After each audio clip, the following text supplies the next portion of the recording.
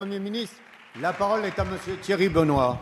Merci, Monsieur le Président. Monsieur le ministre de l'Agriculture, avec mes collègues du groupe UDI, je souhaite vous interpeller sur la crise qui touche les filières élevage, la filière bovine, le porc ou encore le lait. Toutes les filières sont touchées aujourd'hui sans exception. Aux difficultés conjoncturelles, Monsieur le ministre, liées à l'embargo russe, viennent s'ajouter l'excessive volatilité des prix agricoles, les difficultés de relations entre les producteurs, transformateurs et distributeurs, et bien sûr la pression continue des grandes surfaces. Résultat de cette spirale négative, notre modèle agricole est aujourd'hui en grande difficulté, incapable de garantir à nos agriculteurs un revenu décent. Rien qu'en Bretagne, Monsieur le ministre, près de 400 exploitations agricoles sont menacées de faillite. D'autres sont confrontées à une précarité à peine supportable. Face à cette situation, nous devons agir. Le groupe UDI vous fait des propositions. Je vous ai écrit, il y a quelques jours, Monsieur le ministre. Premier enjeu, garantir aux producteurs une rémunération stable grâce à un dispositif de sécurisation des marges et une adaptation de la fiscalité agricole. Cette proposition est-elle à ce jour envisageable ? Deuxième point, lutter contre la volatilité des prix et mieux répartir les marges tout au long de la chaîne de production. Seule une nouvelle politique de la concurrence et une adaptation de la loi Galland permettra d'inverser cette tendance. Quelle est, Monsieur le ministre, votre position sur le sujet ?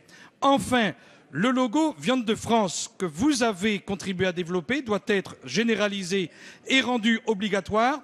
La profusion des logos existants entretient aujourd'hui une véritable confusion auprès des consommateurs. Plus qu'un enjeu économique, la crise de l'élevage représente aujourd'hui un enjeu territorial pour notre pays, un enjeu de société aussi, car l'avenir de notre pays ne se construira pas sans ses agriculteurs, acteurs privilégiés de l'aménagement du territoire, du développement rural et de l'équilibre territorial. La parole est à Monsieur Stéphane Le Foll, ministre de l'Agriculture, de l'Agroalimentaire et de la Forêt. Monsieur le Président, Monsieur Thierry Benoît, vous avez évoqué la crise que rencontrent les filières animales aujourd'hui. Elle est réelle, mais c'est une crise de marché liée à la fois à des problèmes d'offres et surtout aussi des problèmes de demande. Si je regarde par exemple la question du lait, avec des prévisions sur la demande sur le marché chinois, en tout cas pour cette année, qui sont bien en deçà de ce qui était l'ambition ou l'anticipation de ceux qui voulaient exporter sur ce marché.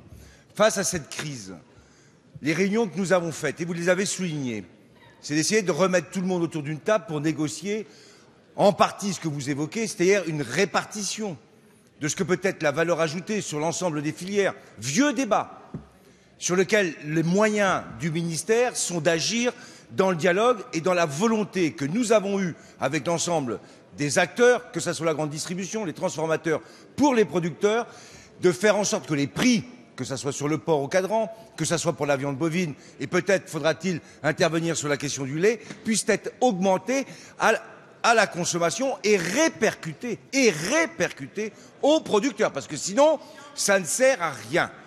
Donc c'est comme ça que nous travaillons.